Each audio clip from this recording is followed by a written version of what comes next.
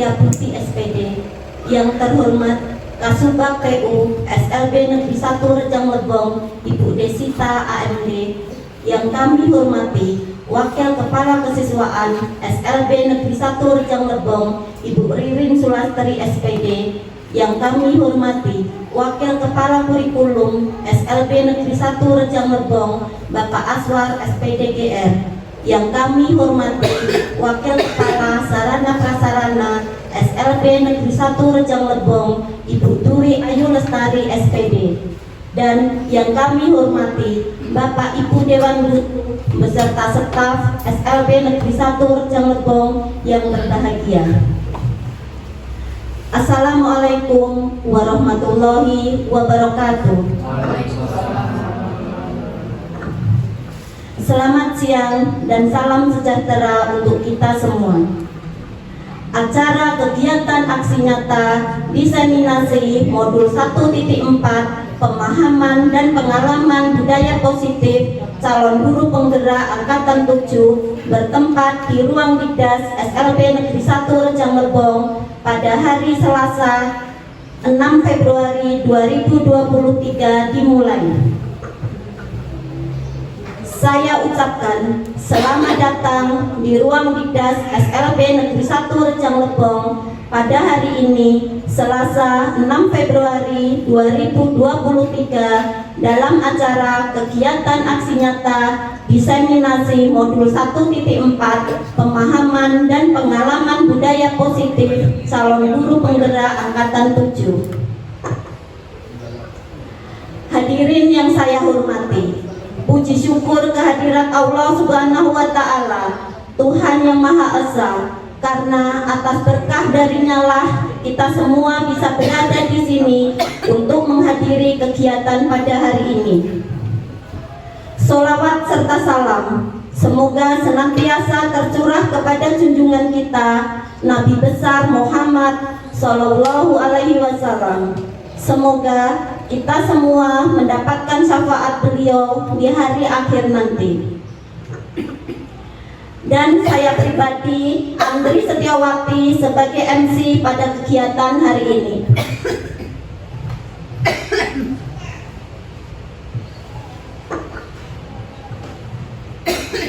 Susunan acara kegiatan aksi nyata diseminasi modul 1.4 pemahaman dan pengalaman budaya positif calon guru penggerak angkatan 7.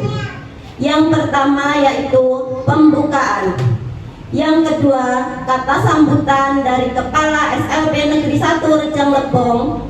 Yang ketiga, pemaparan dari Ibu Dwi Ayu Lestari SPD, calon guru penggerak angkatan 7.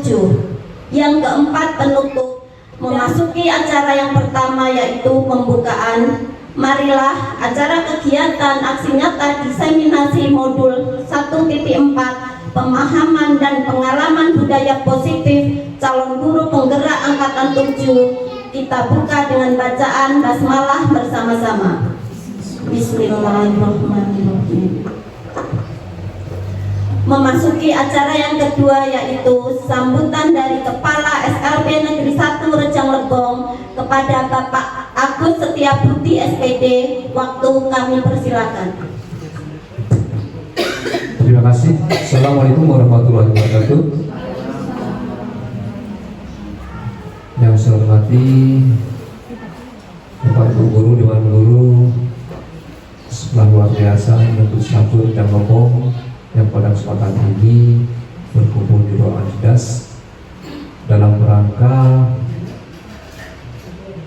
aksi nyata diseminasi modul 1.4 pemahaman dan pengalaman budaya positif sebagai salah satu tugas calon guru penggerak angkatan 7 di SLB Negeri 1 Rejang Lebong ini nanti akan disampaikan oleh Ibu Dwi Ayu SPD, karena beliau ini alhamdulillah merupakan salah satu calon guru penggerak baru satu-satunya di SLB kita ini.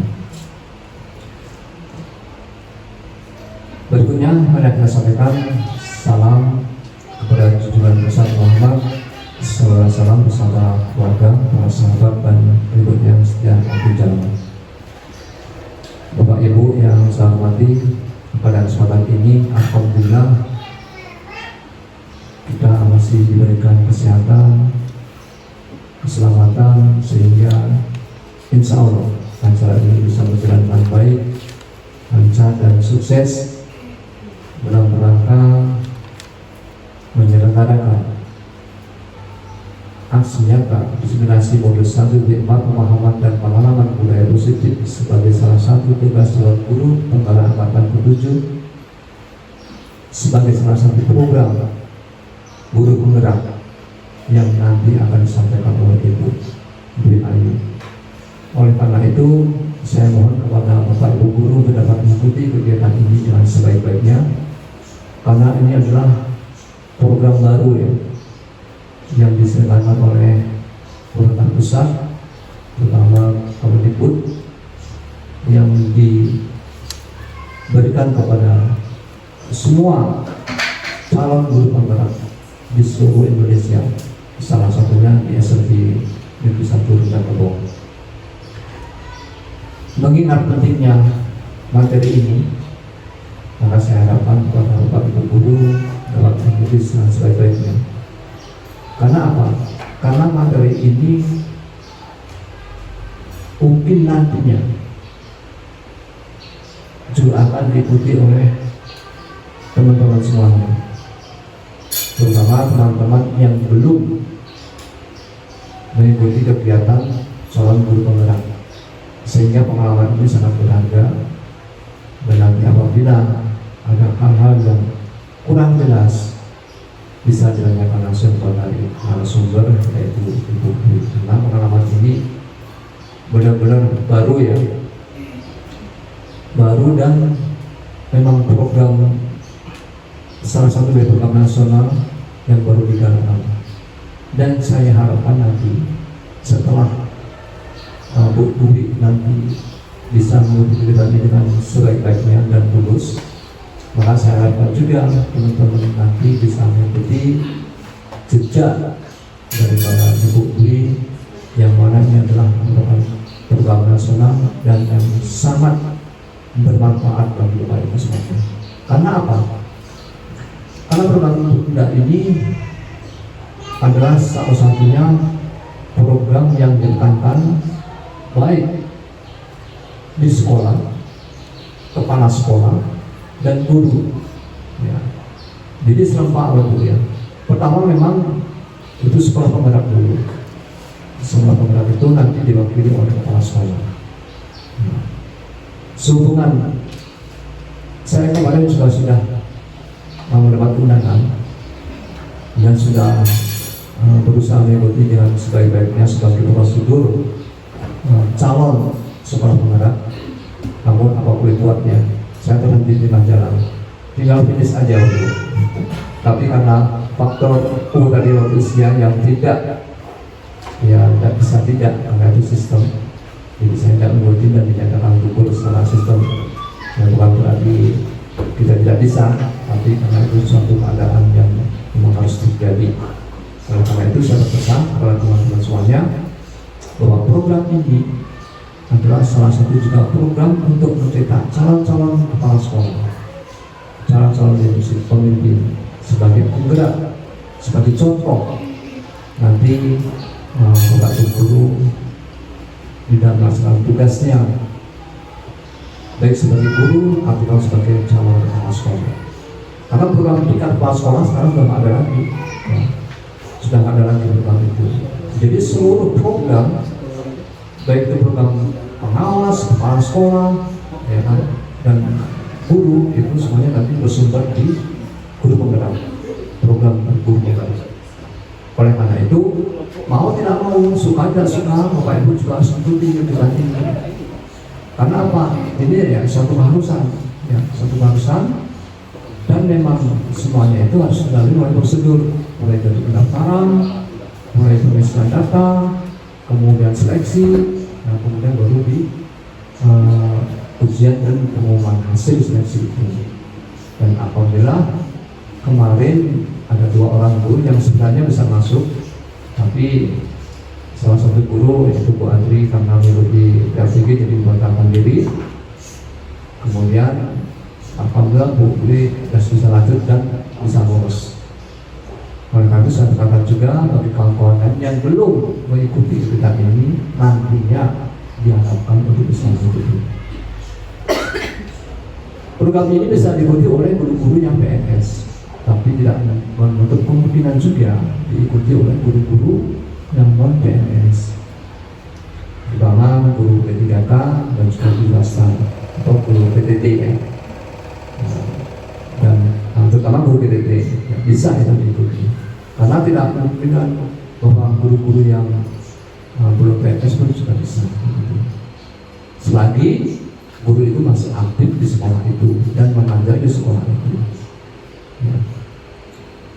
Termasuk juga program TLPG nanti sudah bisa diikuti oleh guru-guru PTT juga. Ya.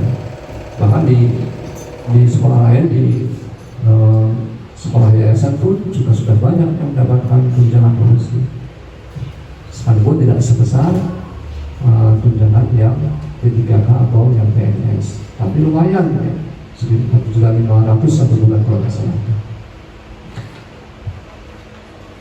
Bapak Ibu yang saya hormati, mungkin itu saja sebagai salah satu gambaran mengenai guru penggerak yang nanti akan dijelaskan secara rinci kepada Ibu Dwi program apa saja sih, mulai dari awal pelaksanaan dan nanti pada sampai akhirnya.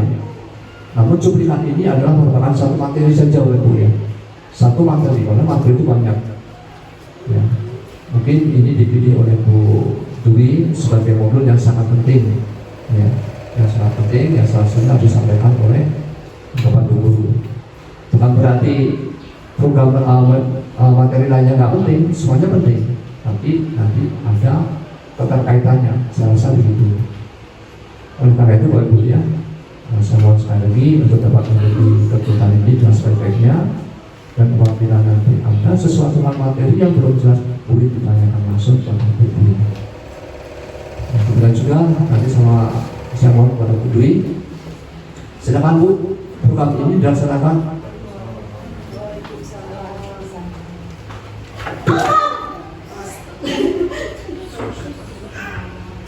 Silakan Bu. Nah, ini Bu Dwi, mungkin teman kita ada yang masih ngajar tadi, jadi waktunya agak sedikit terlambat, tapi nggak apa-apa, tidak mengurangi makna dan arti kegiatan ini. Jadi saya mohon kembali lagi nanti Bu Dwi, saya mohon untuk dapat menyampaikan materi dengan sebaik-baiknya. Santai aja Bu ya, nggak usah grogi, slow aja, enjoy ya. Jadi materinya bisa tuntas, yang penting tuntas dan jelas, singkat, padat dan jelas ya. Nggak usah terlalu panjang lebar, yang penting pada fokus materi yang akan disampaikan. Toh nanti apabila ada materi yang ada kata-katanya, silakan Bu dipraktekkan, nggak apa-apa. Itu aja mungkin yang harus saya sampaikan pada Bapak Guru, karena waktu sudah berjalan cukup lama dan sudah agak meminta waktu. Saya mohon sekali lagi ikutilah tadi dengan sebaik-baiknya. Dan saja yang saya sampaikan, lebih dan kurangnya saya mohon maaf. Saya akhiri, wabillahi taufiq wal hidayah. Wassalamualaikum warahmatullahi wabarakatuh.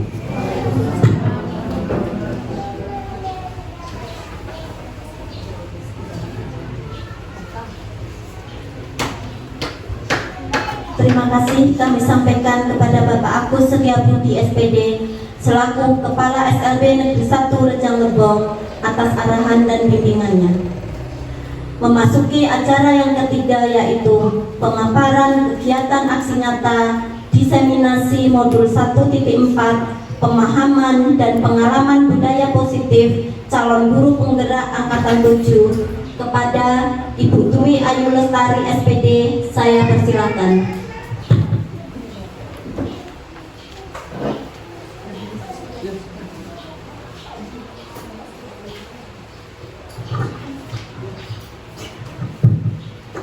Assalamualaikum warahmatullahi wabarakatuh. Selamat siang, salam sehat dan bahagia, salam sejahtera untuk kita semua. Salam guru penggerak, bergerak, bergerak, dan menggerakkan. Pertama-tama saya ingin mengucapkan terima kasih kepada Bapak Agus Setiabudi SPD selaku Kepala Sekolah SLB Negeri 1 Rejang Lebong yang telah memberikan saya izin juga kesempatan untuk mengadakan kegiatan ini, Pak. Kemudian terima kasih kepada Bapak Ibu yang telah hadir meluangkan waktunya di sini untuk bersama-sama kita berada di ruangan ini mengikuti kegiatan ini, Bapak Ibu. Jadi kegiatan ini merupakan salah satu tugas saya sebagai calon guru penggerak angkatan 7. Kegiatan aksi nyata diseminasi modul 1.4 pemahaman dan pengalaman budaya positif. Kami telah menyelesaikan modul yang pertama, Bapak Ibu, di mana modul yang pertama itu ada 4 subtema dan subtema yang terakhir adalah budaya positif. Jadi saya berharap nantinya Bapak Ibu yang ada di ruangan ini bisa ikut menjadi bagian calon guru penggerak untuk angkatan-angkatan berikutnya. Ya, jadi untuk mempersingkat waktu Bapak Ibu kita mulai saja. Pak John, next. Nah, ini fasilitator saya Bapak Ibu, ada Pak Purwanto. Kemudian pengajar praktiknya ada Ibu Eni dari TK Pembina. Lanjut. Bapak Ibu, apa yang ada di benak Bapak Ibu atau ada yang di pikiran Bapak Ibu tentang budaya positif? Apa yang ada di pikiran Bapak Ibu tentang budaya positif itu apa sih? Disiplin bisa nggak? Tepat waktu bisa nggak Bapak Ibu? Bisa ya. Jadi budaya positif itu nilai dan kebiasaan di sekolah yang berpihak pada murid agar mereka dapat berkembang menjadi pribadi yang kritis, penuh hormat dan bertanggung jawab sesuai dengan profil pelajar Pancasila. Jadi dalam konsep utama budaya positif itu ya, yang akan kita bahas pertama perubahan paradigma belajar, kemudian disiplin positif, motivasi perilaku manusia, kebutuhan dasar, posisi kontrol restitusi, keyakinan kelas dan segitiga restitusi. Baik, perubahan paradigma belajar. Bapak Ibu, saya yakin Bapak Ibu kenal dengan sosok beliau ya. Ada yang tahu Bapak Ibu?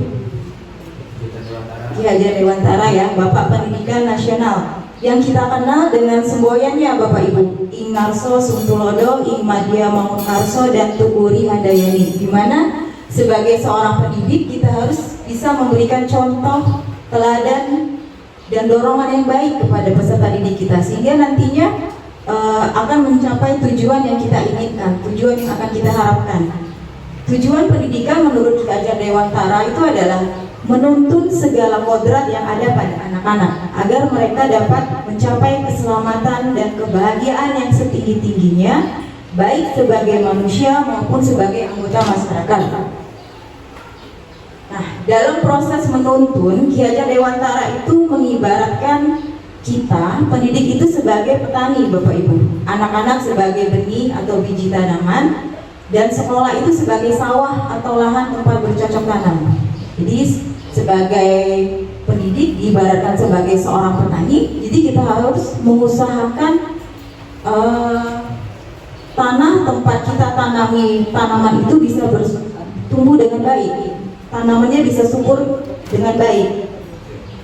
Sebagai seorang pendidik yang diibaratkan sebagai petani, itu sama hakikatnya petani dengan pendidik itu memiliki kewajiban yang sama Bapak Ibu. Jadi petani padi itu hanya dapat menuntun tumbuhnya padi, tidak bisa dia menuntun tumbuhnya jagung kan. Jadi petani padi itu dia yang tahu bagaimana merawat padi, bagaimana dia memberikan airnya, memberikan pupuk, menjaga padinya, membasmi ulat dan jamur yang ada di tanaman padinya sehingga nanti tanaman padinya itu tumbuh dengan terawat dan baik. Begitu juga kita sebagai pendidik Bapak Ibu.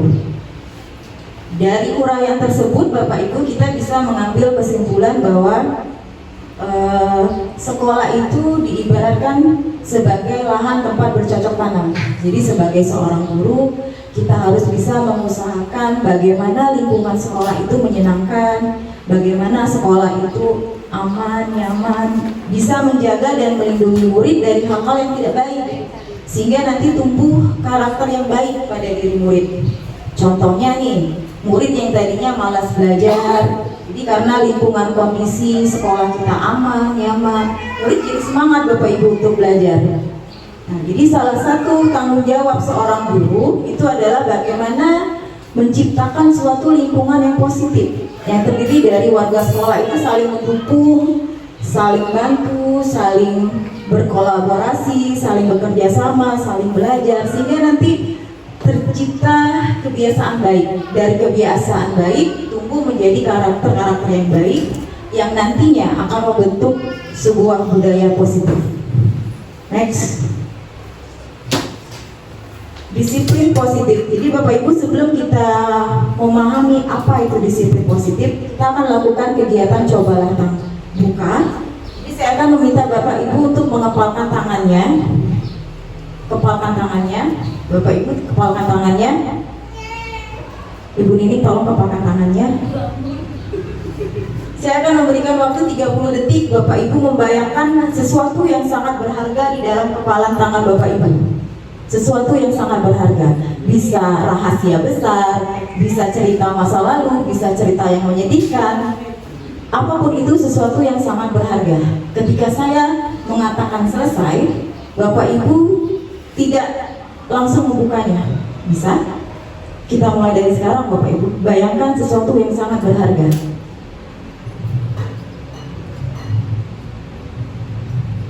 Udah ya? Udah, jangan dibuka dulu. Saya akan coba ke Ibu Gustin. Ibu Gustin, bisa buka kepala tangannya? Tidak bisa. Kenapa tidak bisa? Karena ini rahasia, Mbak. Rahasia. Nanti saya terakhir deh makan di Zia. Tidak. Seminggu, sebulan. Jangan, tidak Jangan. boleh. Kenapa? Rahasia Ini ya? rahasia, Mbak. Tidak boleh. Saya akan coba ke Ibu Rara. Bu Rara bisa buka kepala tangannya? Kenapa? Rahasia pribadi. Oke, rahasia pribadi. Oke. Nanti Mbak Dwi terakhir. Tidak. Baik. Bapak Ibu terima kasih dari kegiatan cobalah buka tadi. Boleh. Jadi sesuatu yang kita miliki, sesuatu yang sangat berharga itu harus kita pertahankan Bapak Ibu. Jangan pernah terpengaruh adanya rayuan, bujukan, tekanan ataupun intimidasi dari seseorang. Karena yang memegang kendali diri kita itu adalah diri kita sendiri, bukan orang lain. Yang mengontrol diri kita adalah diri kita sendiri, bukan orang lain ya Bapak Ibu ya.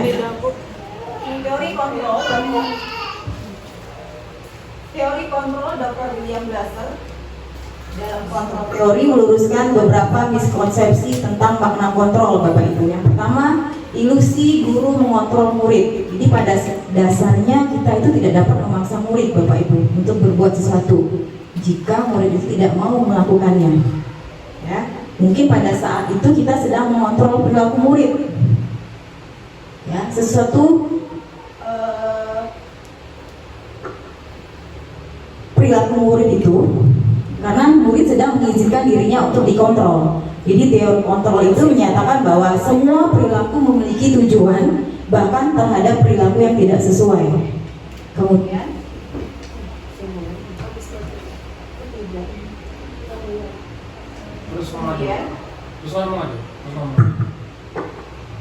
next, ilusi bahwa semua penguatan positif, efektif dan bermanfaat. Jadi penguatan positif atau bujukan adalah bentuk-bentuk kontrol Bapak Ibu. Kemudian ilusi bahwa kritik dan membuat orang merasa bersalah dapat menguatkan karakter. Jadi ketika kita menggunakan kritik dan rasa bersalah untuk mengontrol murid, itu sebenarnya menuju pada identitas gagal Bapak Ibu. Kemudian ilusi bahwa orang dewasa memiliki hak untuk memaksa. Sebenarnya itu bahwa perilaku memaksa itu tidak akan efektif untuk jangka waktu panjang. Karena akan merusak sebuah hubungan Bapak Ibu.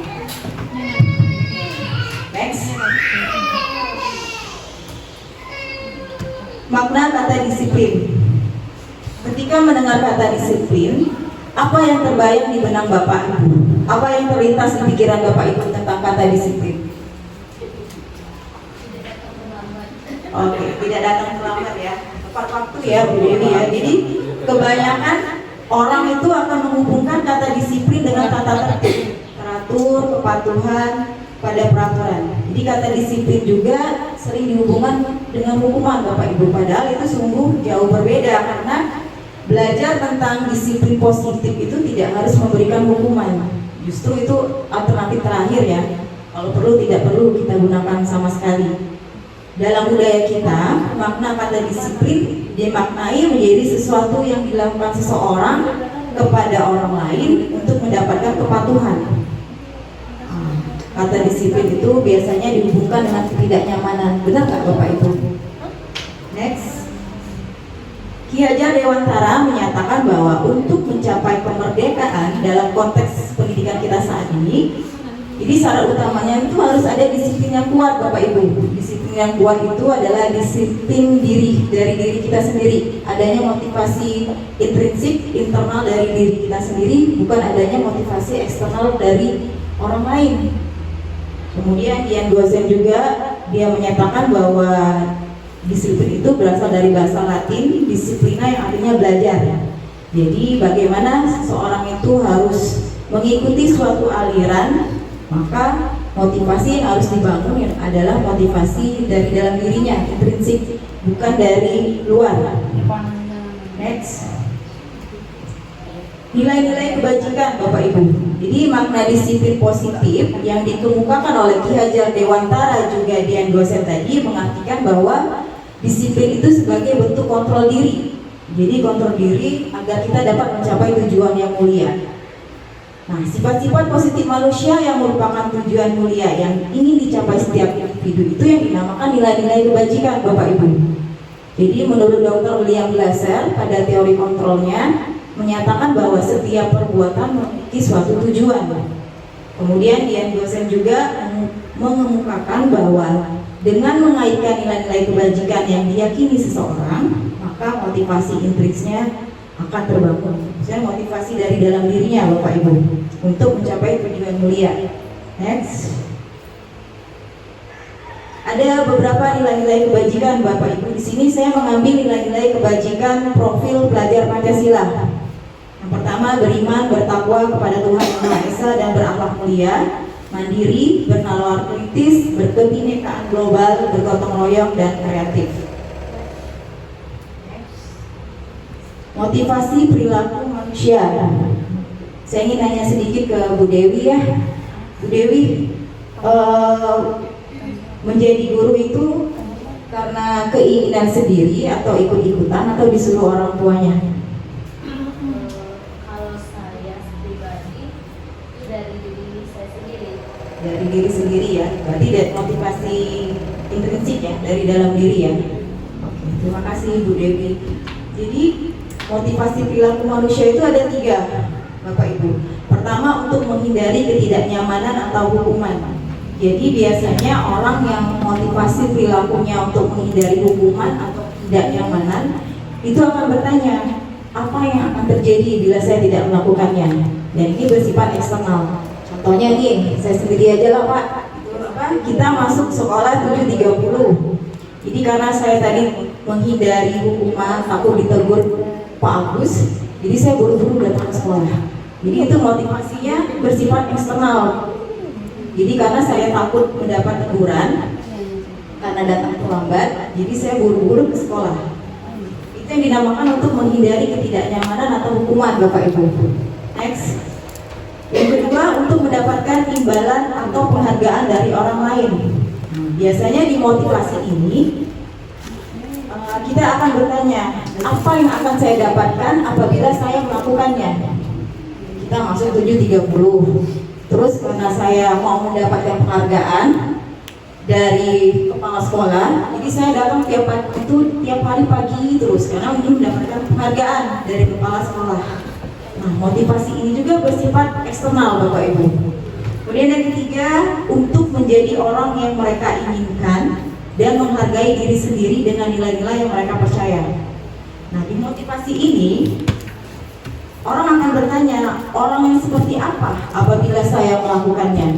Jadi saya datang sebelum jam 7.30 nih, karena saya harus meyakini diri saya sendiri, menghargai waktu, menghargai diri saya sendiri juga. Saya ingin menjadi teladan dan contoh bagi murid-murid saya. Dan motivasi ini bersifat internal Bapak Ibu, dari dalam diri. Jadi tidak ada motivasi dari pihak luar. Jadi tidak ada yang karena merasa nanti dapat teguran dari kepala sekolah ataupun nanti dapat penghargaan, tapi motivasi yang ketiga ini dari dalam diri sendiri karena ada nilai-nilai kebajikan yang kita yakini di situ. Itu nilai tanggung jawab sebagai seorang guru, bisa memberikan contoh dan teladan bagi guru-gurunya. Nah, tujuan dari disiplin positif itu adalah untuk mencapai motivasi yang ketiga Bapak Ibu, untuk menjadi orang yang mereka inginkan dan menghargai diri sendiri dengan nilai-nilai yang mereka percaya. Nah, ini berlaku juga untuk murid-murid kita Bapak Ibu. Jadi motivasi yang ada itu adalah motivasi internal dan berjangka panjang. Jadi anak-anak meyakini nilai kebajikannya, datang tepat waktu ke sekolah karena tanggung jawab mereka sebagai seorang murid.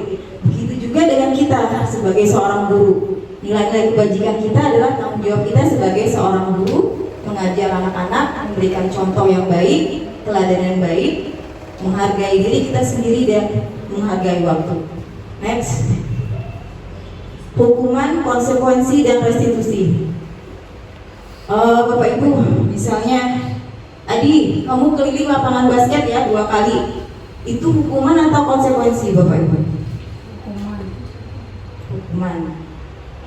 Adi, karena kamu telah menumpahkan air, jadi kamu harus mengelap meja yang basah. Itu hukuman atau konsekuensi Bapak Ibu? Konsekuensi ya benar. Jadi hukuman itu bersifat terencana atau tiba-tiba. Jadi murid itu tidak tahu apa yang akan terjadi. Murid tidak dilibatkan. Jadi hukuman itu bersifat satu arah dan guru yang memberikan. Biasanya hukuman ini berupa fisik atau fisikis ya. Dia ada suatu perbuatan atau kata-kata yang menyakiti murid. Sedangkan konsekuensi Bapak Ibu itu dibuat oleh pihak guru, sudah terencana, sudah disepakati, sudah dibahas dan disetujui oleh murid. Jadi murid tahu konsekuensinya kalau mereka melakukan pelanggaran. Next. Nah Bapak Ibu, ini hukuman atau konsekuensi. Yang pertama, mencatat 100 kali di dalam buku kalimat-kalimat saya tidak akan terlambat lagi ke sekolah. Konsekuensi. Yang kedua, lari mengeliling lapangan basket 2 kali karena terlambat datang ke sekolah. Hukuman. Membersihkan coretan yang dibuatnya di meja tulis. Konsekuensi. Keempat, murid diminta untuk push up 15 kali karena tidak menggunakan masker. Hukuman. Menggantikan kertas tugas teman yang telah dicoret-coret. Konsekuensi. Oke, berjemur di lapangan basket pukul 12 siang karena mengobrol dengan teman. Hukuman. Berdiri di depan kelas sambil mengangkat kaki karena tidak menjawab pertanyaan. Hukuman. Konsekuensi. Sudah diatur oleh guru. Sudah diatur Mbak. Kemudian berdiri di depan, udah ya, membersihkan tumpahan air di meja tulis karena tersenggol saat belajar.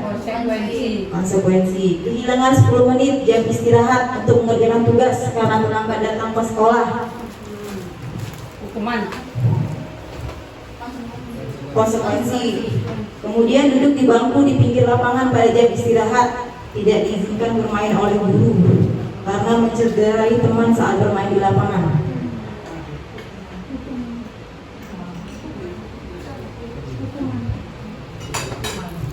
Hukuman.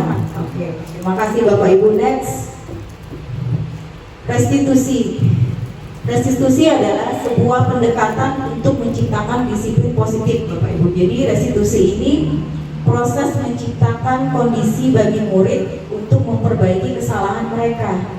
Jadi sehingga mereka nanti bisa kembali pada kelompok mereka dengan karakter yang lebih kuat. Restitusi juga merupakan proses kolaboratif yang mengajarkan murid untuk mencari solusi untuk masalah mereka dan membantu murid berpikir tentang orang seperti apa yang mereka inginkan dan bagaimana mereka harus memperlakukan orang lain. Nanti kita bahas restitusi di slide-slide berikutnya. Next, Pak Ozi. Nah, Bapak Ibu, ketika murid melakukan kesalahan, tindakan mana yang Bapak Ibu lakukan? Menunjukkan kesalahannya, mengatakan kamu seharusnya tahu bagaimana kamu seharusnya bertindak. mengingatkan murid akan kesalahannya, bertanya kenapa kamu melakukan sesuatu yang seharusnya tidak kamu lakukan, atau mengkritik atau mendiamkannya, Bapak Ibu. Bertanya. Bertanya. Tetapi melalui restitusi, ketika murid berbuat salah, guru akan menanggapinya dengan cara yang memungkinkan murid untuk membuat evaluasi internal. Jadi tentang apa yang dapat mereka lakukan untuk memperbaiki kesalahannya. Jadi di restitusi ini ada prinsip dari teori kontrol yang win-win solution. Jadi anak itu nggak menang kalah, tapi menang-menang. Jadi anak yang melakukan kesalahan itu sama-sama menguntungkan. Jadi menguntungkan korban, juga menguntungkan orang yang telah berbuat salah. Nanti kita bahas di slide segitiga restitusi. Next. Dihukum oleh penghargaan. Bapak Ibu pernah tidak dalam pembelajaran jika ada murid yang misalnya dia bisa menyelesaikan tugasnya, mendapatkan nilai yang bagus, Bapak Ibu memberikan penghargaan berupa pujian ataupun hadiah? Pernah ya? Tapi tanpa kita sadari, Bapak Ibu, hal itu akan menghancurkan potensi untuk pembelajaran yang sesungguhnya. Jadi menurut Alfikon, penghargaan maupun hukuman itu adalah cara-cara mengontrol perilaku seseorang yang menghancurkan potensi untuk pembelajaran yang sesungguhnya. Jadi di situ ada jenis-jenis penghargaan ya. Jadi saya ambil contoh penghargaan merusak hubungan, Bapak Ibu. Misalnya di kelas satu murid saya nih, dia selalu duluan menyelesaikan tugasnya, nilainya bagus. Nah, kemudian saya memberikan pujian, wah kamu hebat ya, kamu pintar ya. Nah, tanpa kita sadari Bapak Ibu, teman-teman yang lain yang tidak kita berikan penghargaan walaupun mereka bisa, mereka akan merasa iri. Tentunya mereka akan tidak menyukai teman yang diberi penghargaan tadi. Benar tidak? Benar. Kemudian nanti bisa jadi anak-anak yang kita tidak beri penghargaan ini tidak menyukai gurunya juga. Itu namanya dihukum oleh penghargaan, Bapak Ibu. Jadi memberikan penghargaan atau hukuman itu sebenarnya itu menghancurkan potensinya. Jadi anak itu nanti termotivasi karena adanya penghargaan saja. Kalau penghargaan tidak ada penghargaan, anak tidak akan berusaha sendiri bagaimana dia bisa. Oke, next. Kebutuhan dasar manusia, Bapak Ibu, ada 5 kebutuhan dasar manusia yang menurut Dr. William Glasser. Yang pertama, kebutuhan untuk bertahan hidup atau survival.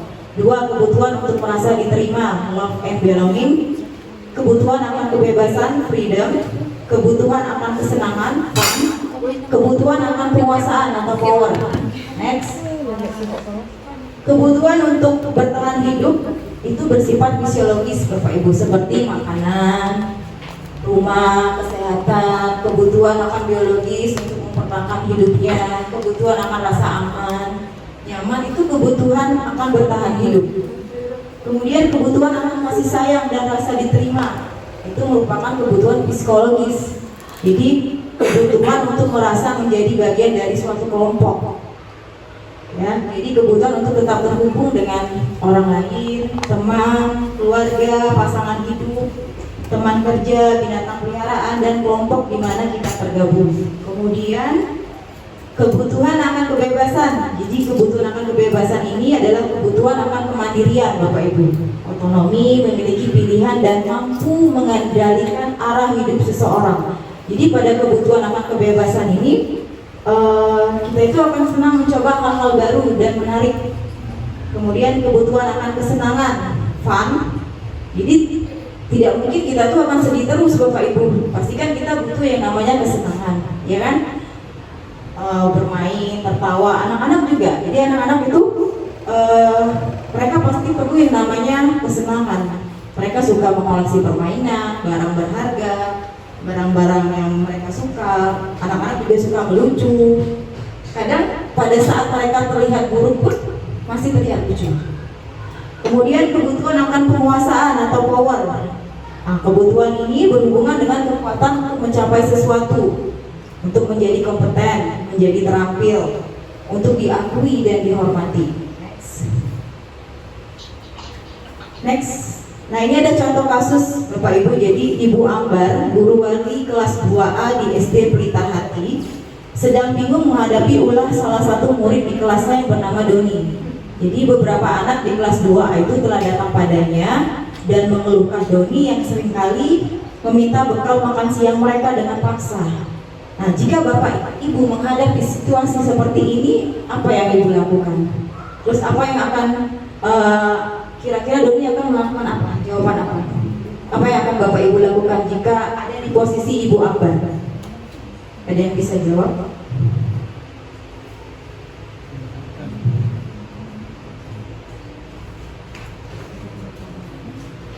Ada yang bisa jawab Bapak Ibu? Jadi kalau kita ada di posisi Ibu Ambar, tentunya kita akan mencari tahu dulu alasan Doni melakukan itu. Melakukan tindakan itu pasti ada alasannya. Tentunya kita untuk mengetahui kebutuhan apa yang mau dipenuhi oleh Doni. Dan Doni akan menjawab kira-kira begini. Pertama, dia merasa lapar karena orang tuanya tidak membawakan bekal makan.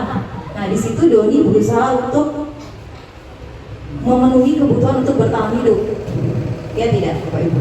Kemudian Doni akan mengambil bekal temannya karena dia merasa temannya senang. Temannya jadi memperhatikan dia. Kemudian temannya melaporkan ke gurunya melaporkan ke orang tuanya. Nah, di situ Doni mendapatkan perhatian. Jadi di situ Doni berusaha untuk memenuhi kebutuhan akan kasih sayang dan rasa diterima. Kemudian Doni merasa hebat karena temannya jadi takut dengan dia dan menuruti keinginannya. Di situ kebutuhan yang berusaha dipenuhi adalah kebutuhan akan penguasaan. Kemudian Doni akan menjawab, dia bosan dengan bekal makanan yang dibawakan ibunya tiap hari. Jadi dia mau coba beraneka ragam bekal makan teman-temannya. Nah, di situ kebutuhan yang berusaha dipenuhi adalah kebutuhan akan kebebasan. Dan terakhir, Doni melakukannya karena iseng Bapak Ibu, karena dia menikmati ekspresi wajah temannya yang kesal karena kan bekal makanannya diambil, jadi dia senang melihat ekspresi teman-temannya marah. Nah, di situ kebutuhan akan kesenangan. Sampai di sini Bapak Ibu paham? Next. Dunia berkualitas. Dunia berkualitas itu adalah tempat khusus dalam pikiran Bapak Ibu, tempat di mana menyimpan gambaran representasi dari semua yang Anda inginkan. Jadi bisa berisi orang-orang atau hal-hal apa saja yang terbaik dalam Bapak Ibu dan membuat Anda merasa bahagia dan terpenuhi kebutuhan dasar Anda. Jadi untuk masuk ke dunia berkualitas itu syaratnya bahwa sesuatu itu harus terasa sangat baik dan setidaknya itu memenuhi satu atau lebih kebutuhan dasar. 5 posisi kontrol restitusi. Jadi Bapak Ibu ada 5 posisi kontrol guru yang dikembangkan oleh Dian Gosen berdasarkan teori kontrol Dr. William Glasser, yaitu pertama posisi penghukum, pembuat rasa bersalah, posisi teman, pemantau, dan manajer. Nah, untuk lebih jelasnya Bapak Ibu memahami 5 posisi kontrol ini, kita lihat videonya.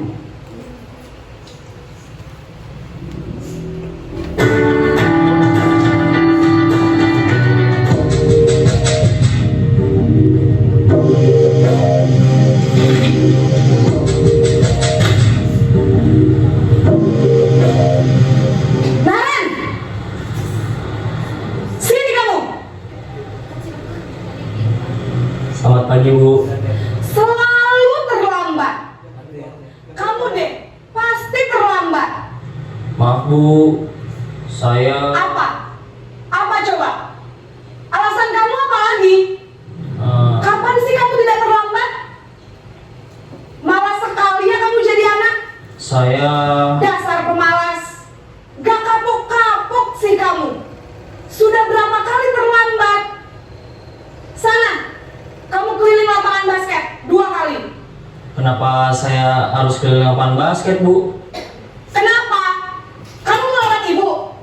Berani-beraninya jawab. Sudah terlambat, masih berani jawab pula. Sekarang, keliling lapangan basket 5 kali sekalian. Biar kapok. Cepat. Pergi sana ke lapangan basket.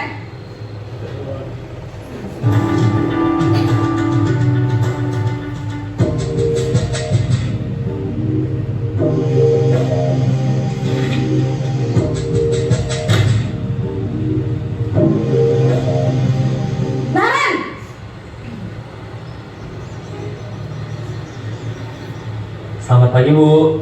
Naren, kamu kenapa terlambat lagi, nak?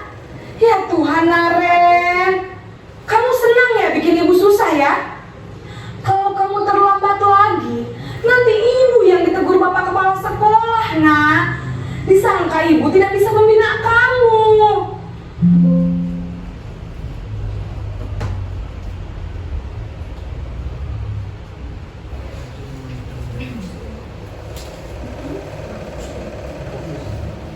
Posisi kontrol yang pertama tadi Bapak Ibu sebagai penghukum. Jadi dengan posisi penghukum, guru itu akan Duh, gimana? matanya melotot, kemudian tangannya di pinggang menunjuk-nunjuk. Nah, itu posisi penghukum Bapak Ibu. Nah ini.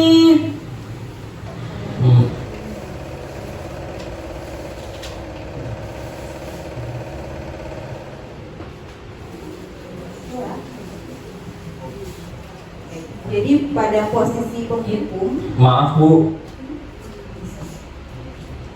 jadi pada posisi penghukum Bapak Ibu, hasilnya nanti murid akan menjadi marah, memendam perasaannya, agresif gitu. Jadi penghukum ini guru memberikan hukuman secara tiba-tiba. Kemudian yang kedua tadi, pembuat merasa bersalah. Di dalam posisi kontrol guru pembuat merasa bersalah, itu anak akan merasa dia tidak berguna dan merasa bersalah. Dan seorang guru akan berkata, bagaimana sih kamu, nak? Kamu tidak kasihan ya sama ibu? Bagaimana nanti kalau ibu dipanggil kepala sekolah? Nah, itu posisi kontrol guru pembuat rasa bersalah, Bapak Ibu. Jadi anak akan merasa dirinya tidak berguna karena dia telah mengecewakan bapak ibunya. Kemudian posisi kontrol yang berikutnya adalah sebagai teman. Posisi kontrol sebagai teman ini ada hal positif dan negatifnya. Jadi positifnya itu akan terjalin hubungan baik antara guru dan murid. Tetapi hal negatifnya, murid tersebut akan tergantung kepada gurunya. Jadi kalau suatu saat gurunya tidak membelanya atau dia tidak akan mengikuti guru tersebut, jadi pada saat guru lain menyuruhnya untuk melakukan sesuatu, dia akan tidak mau karena dia sudah menganggap guru tadi sebagai teman. Kemudian posisi kontrol yang berikutnya adalah pemantau, Bapak Ibu. Posisi pemantau ini itu sudah ada konsekuensinya. Jadi misalnya ada murid yang terlambat, terus kita tanya, kamu tahu tidak apa konsekuensinya jika kamu terlambat? Dan murid akan menjawab, tahu Bu, saya ketinggalan pelajaran 10 menit. Jadi dia tahu konsekuensinya, itu sebagai pemantau. Jadi mengawasi ya. Kemudian yang terakhir itu adalah posisi kontrol sebagai manajer. Sebagai manajer itu guru dan murid bersama-sama memecahkan masalah yang ada pada murid. Jadi ketika anak itu terlambat, kemudian guru memanggil anak, kemudian menanyakan mengapa terlambat, bagaimana kamu bisa memperbaiki supaya tidak terlambat lagi. Nah, itu posisi manajer.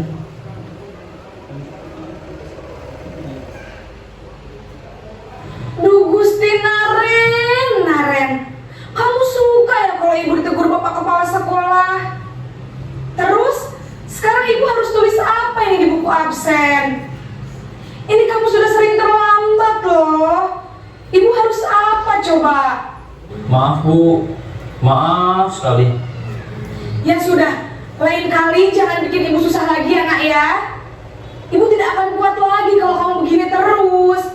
Bisa jantungan kalau ibu ditegur bapak kepala sekolah. Sana cepat ke kelas. Maaf ya, Bu. Maaf sekali. Nah, ini posisi kontrol guru pembuat merasa bersalah. Posisi pembuat rasa bersalah berbicara dengan nada tenang. Kemudian posisi teman.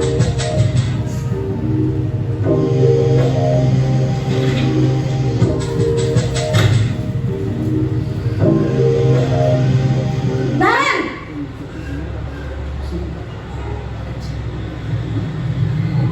Selamat pagi, Bu. Wah, sudah jam berapa ini nak? siang.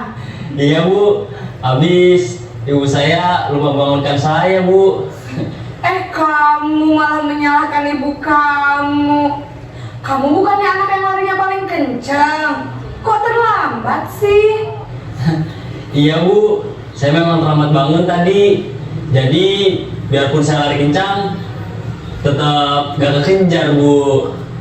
Ya sudah sana, nanti lain kali larinya lebih kencang lagi ya, biar gak terlambat lagi. Bikin seneng ibu, demi ibu, bisa kan? Bisa lah Bu. Ya sudah sana masuk kelas, ibu beresin urusan absen kamu. Kamu ini ada-ada saja.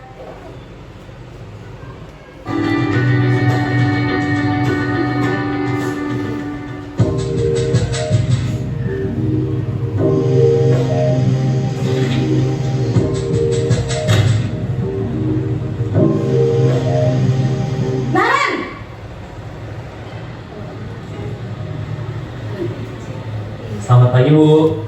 Naren, apa peraturan sekolah kita tentang jam berapa kita harus masuk sekolah, nak?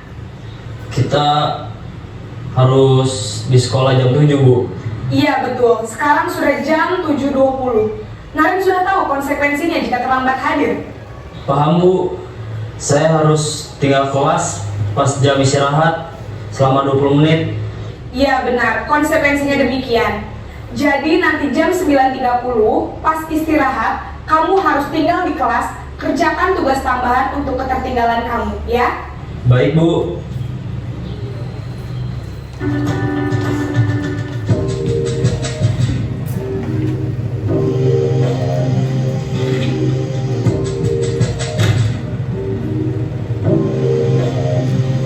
Naren!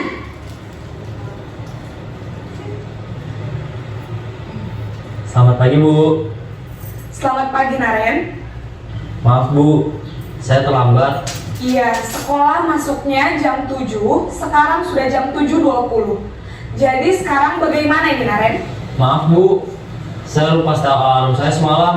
Baiklah, menurut kamu, keyakinan sekolah yang mana yang perlu kamu tingkatkan? Menghargai diri sendiri dan orang lain mungkin ya Bu. Setuju. Jadi, apakah Naren meyakini prinsip saling menghormati tersebut? Iya Bu, saya meyakininya. Apakah Naren bersedia memperbaiki masalah keterlambatan ini? Bersedia Bu. Bagaimana kamu akan perbaiki masalah keterlambatan ini? Saya akan coba untuk tidak lupa menyetel alarm saya Bu. Baik, kalau Naren lupa menyetel alarm di rumah, ada orang yang kira-kira bisa bantu mengingatkan tidak? Ada Bu, kakak saya, Kak Emma. Ada lagi selain Kak Emma? Selain Kak Emma, ada ibu saya. Baik, jadi yang mengingatkan Naren adalah Kak Emma dan ibu kamu ya? Kira-kira akan mulai start alarm kapan nih Naren? Setelah pulang sekolah, akan segera saya lakukan. Baik, jadi Naren akan setel alarm untuk bangun besok pagi dan akan diingatkan oleh kakak dan ibunda Naren ya. Ada lagi yang mungkin perlu dilakukan Naren agar tidak terlambat bangun lagi? Tidak ada Bu. Baik Naren, terima kasih untuk kerjasama kamu. Sekarang kamu perlu kembali ke kelas untuk belajar. Baik Bu, terima kasih. Nah, Bapak Ibu itu contoh dari 5 posisi kontrol. Jadi menurut Bapak Ibu mana posisi kontrol yang baik?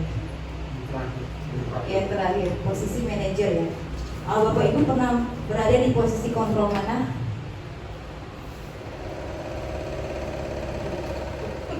Sebagai teman? Sebagai teman. Oke, next. Jadi Bapak Ibu dari 5 posisi kontrol restitusi ini, jadi pencapaiannya itu adalah ada pada posisi manajer. Jadi kita itu pencapaiannya itu ada di posisi manajer, di mana dalam posisi manajer ini murid akan menjadi mandiri, merdeka, bertanggung jawab atas segala perilaku dan sikapnya sehingga nanti bisa menumbuhkan dan menciptakan lingkungan positif yang aman dan nyaman di sekolah sehingga nanti tercapai tujuan yang mulia. Ini tadi udah dijelasin ya posisi manajer itu apa. Next. Keyakinan kelas Bapak Ibu. Mengapa keyakinan kelas, mengapa tidak peraturan kelas? Jadi saya mau nanya dulu, mengapa kita memakai helm saat berkendara? Keamanan, keselamatan. Terus mengapa kita memakai masker Bapak Ibu dan mencuci tangan setiap saat? Jadi memakai helm itu untuk keselamatan, memakai masker itu untuk kesehatan itu. Nah, itu yang disebut nilai-nilai keyakinan Bapak Ibu untuk keselamatan dan kesehatan. Jadi keyakinan itu adalah nilai-nilai kebajikan universal yang disepakati secara tersirat dan tersurat, lepas dari latar belakang suku, negara, bahasa maupun agama. Jadi keyakinan itu dapat menunjukkan motivasi intrinsik pada diri seseorang. Kalau peraturan itu sesuatu yang dibuat oleh orang lain yang harus dijalankan dan itu membuat keterpaksaan sehingga lebih pada motivasi ekstrinsik. Ya, misalnya peraturan dilarang membawa HP ke sekolah, itu peraturan Bapak Ibu. Tapi kalau keyakinan itu menghargai, nilai menghargai. Next. Nah, tahapan menciptakan program kebajikan. Pertama lihat dulu daftar kebajikannya, kemudian disusun secara bersama-sama. Menentukan nilai kebajikan, kemudian menyempurnakannya, kemudian membuat poster. Next. Pembentukan keyakinan sekolah atau kelas. Jadi keyakinan kelas itu bersifat lebih abstrak daripada peraturan. Kemudian berupa pernyataan-pernyataan universal, dan biasanya pernyataan keyakinan kelas itu dibuat dalam bentuk positif dan hendaknya tidak terlalu banyak, jadi mudah diingat dan mudah dipahami. Kemudian keyakinan kelas itu sebaiknya sesuatu yang dapat diterapkan di lingkungan sekolah. Jadi semua warga sekolah itu bisa berkontribusi dalam pembuatan keyakinan kelas. Kemudian kita meninjau kembali keyakinan kelasnya dari waktu ke waktu. Next, ada contohnya Pak John di slide. Ada keyakinan kelas yang kelas saya dan Bu Andri. Di situ anak-anak tunarungu ya. Jadi kan di sana ada tidak boleh makan di kelas. Di situ sebenarnya nilai kebajikannya, keyakinan kelasnya adalah tidak makan di kelas itu adalah menghargai, saling menghargai. Kemudian tidak terlambat datang ke sekolah itu menghormati. Kemudian mengembalikan barang ke tempatnya itu adalah tanggung jawab. Itu contoh keyakinan kelas. Next, segitiga restitusi.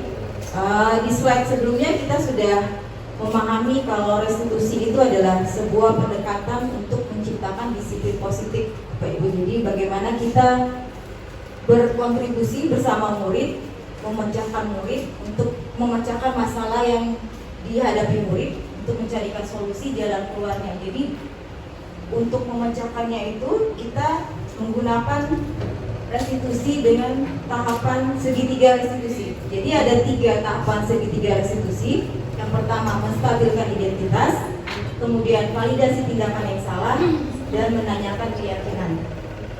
Nah, sisi yang pertama itu menstabilkan identitas, itu bertujuan untuk mengubah identitas anak dari yang gagal menjadi anak yang sukses. Dan guru akan berkata, berbuat salah itu tidak apa-apa. Jadi tidak ada manusia yang sempurna. Ibu juga pernah melakukan kesalahan seperti itu. Itu menstabilkan identitas Bapak Ibu. Kemudian sisi yang kedua, validasi tindakan salah. Jadi kita harus memahami alasan dibalik tindakan yang dilakukan oleh anak. Kamu pasti punya alasan mengapa melakukan hal yang seperti itu. Nah, kemudian sisi yang ketiga, menanyakan keyakinan. Jadi menghubungkan dengan nilai-nilai yang dipercaya anak dan berpindah menjadi orang yang anak inginkan. Jadi kamu mau jadi orang seperti apa? Apakah kamu ingin menjadi orang yang sukses, bertanggung jawab, atau bisa dipercaya? Atau kita bisa menanyakan keyakinan kelas mana yang telah kita sepakati. Jadi Bapak Ibu, next ada video untuk memahami penerapan segitiga restitusi. Ini tugas saya, demonstrasi kontekstual. Jadi ada 2 kasus yang diambil. Pertama, murid yang datang terlambat, kemudian murid yang marah-marah membuang tas temannya. Nah, di sini saya mengambil posisi kontrolnya sebagai teman.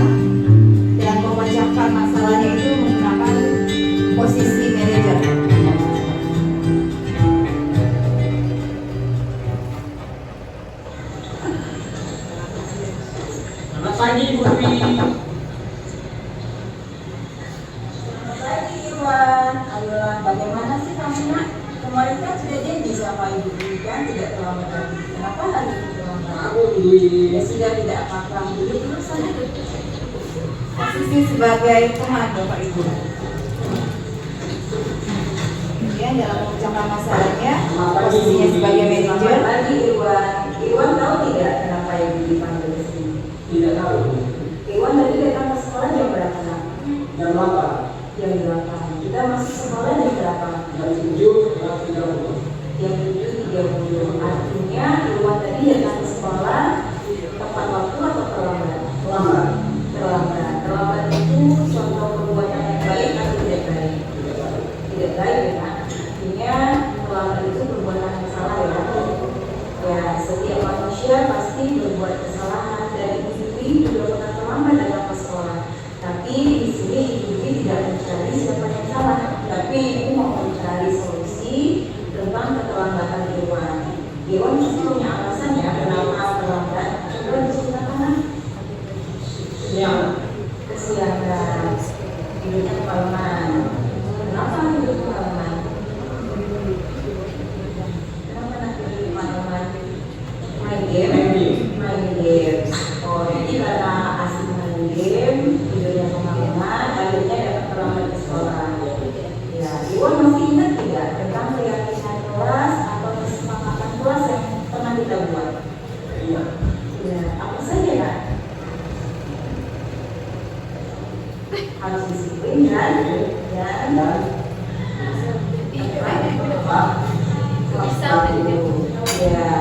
Iwan yang tidak disiplin dan tepat waktu itu penting buat kita. Penting ya. Nah, sekarang apa yang Iwan lakukan agar datang ke sekolah bisa tepat waktu dan disiplin?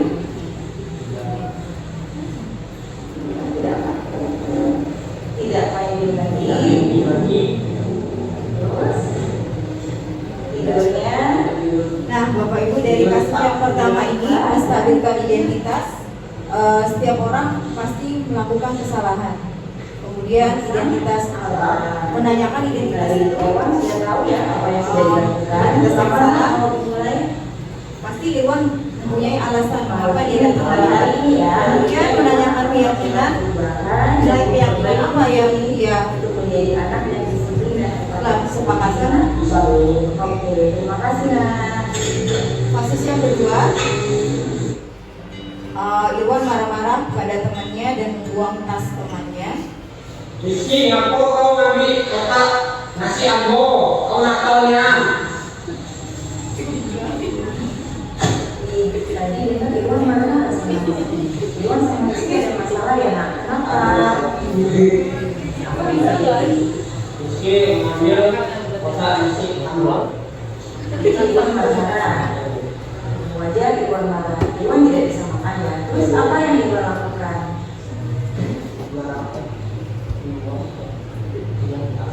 Buang tas Rizky. Iwan pasti punya alasan ya kenapa Iwan melakukan itu. Iwan mesel. Ini kalau buang juga akan buang tas kau.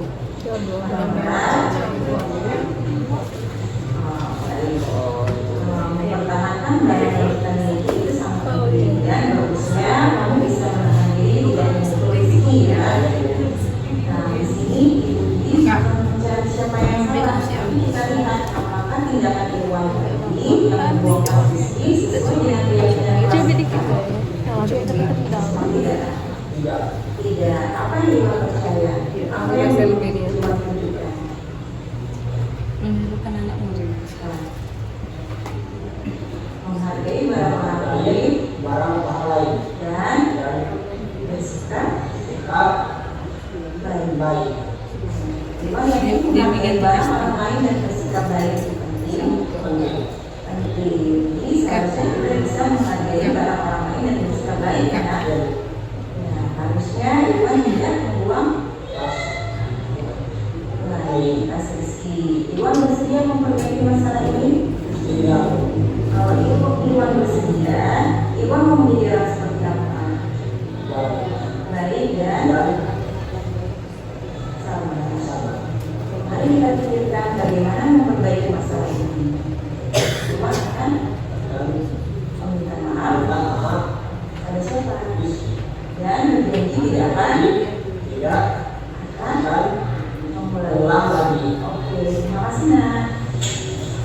Bapak Ibu, itu contoh penerapan segitiga restitusi.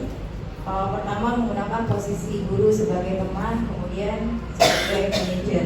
Jadi ada 3 tahapan: menstabilkan identitas, kemudian validasi tindakan yang salah, dan terakhir menanyakan keyakinan. Saya yakin Bapak Ibu pernah menerapkan segitiga restitusi ya, walaupun mungkin sampai di tahap yang kedua. Jadi yang menstabilkan identitas, kemudian validasi tindakan yang salah, belum sampai ke menanyakan keyakinan ya. Jadi pencapaian posisi kontrol manajer tadi, kita balik lagi, adalah pencapaian sebagai posisi yang manajer. Jadi guru akan berkolaborasi dengan murid, bagaimana murid bisa memecahkan masalah mereka. Jadi murid itu nanti bisa mandiri, bisa merdeka, bertanggung jawab atas segala perilaku dan tindakan yang dilakukannya Bapak Ibu. Nah, mungkin itu saja pemaparan saya, pemahaman dan pengamalan budaya positif di SLB Negeri 1 Rejang-Lebong. Saya berharap kita bisa sama-sama bekerja sama, berkolaborasi, saling belajar untuk bisa menunjukkan dan menerapkan disiplin positif di sekolah kita, sehingga nantinya bisa mencapai tujuan mulia yang kita harapkan. Dan yang terakhir Bapak Ibu, untuk bisa mencoba menjadi bagian dalam guru penggerak di angkatan berikutnya. Akhir kata saya mohon maaf jika ada kata-kata yang salah atau kurang berkenan dalam penyampaian ini. Saya akhiri, wassalamualaikum warahmatullahi wabarakatuh, dan saya kembalikan ke pembawa acara.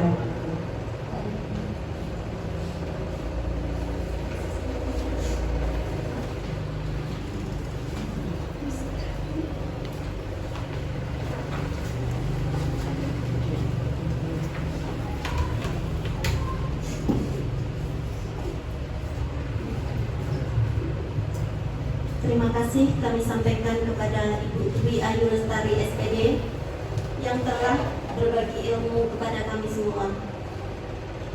Memasuki acara selanjutnya yaitu penutup. Sebelum kita tutup, saya selaku MC pada kegiatan hari ini mohon maaf apabila ada salah kata yang tidak berkenan di hati Bapak Ibu semua. Marilah kegiatan pada hari ini kita tutup dengan bacaan hamdalah bersama-sama. Alhamdulillah. Wassalamualaikum warahmatullahi wabarakatuh. Waalaikumsalam warahmatullahi wabarakatuh.